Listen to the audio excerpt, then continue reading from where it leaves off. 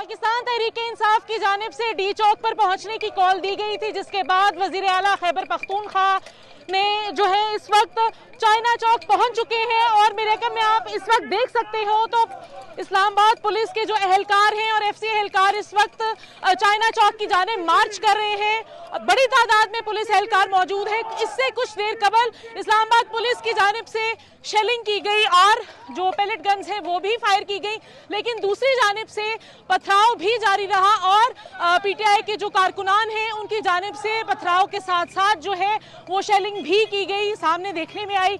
इस वक्त जो है वो जो पुलिस एहलकार हैं इस्लामाबाद पुलिस के, वो चाइना चौक की जानिब जा रहे हैं और आगे की जानिब मार्च कर रहे हैं। जो बताया जा रहा है कि बड़ी तादाद जो है पाकिस्तान तहरीक इंसाफ के कारकुनान की चाइना चौक पर मौजूद है, उसके अतराफ में है। मजीद सूरत हाल के लिए इंडिपेंडेंट उर्दू को फॉलो करते रहिए।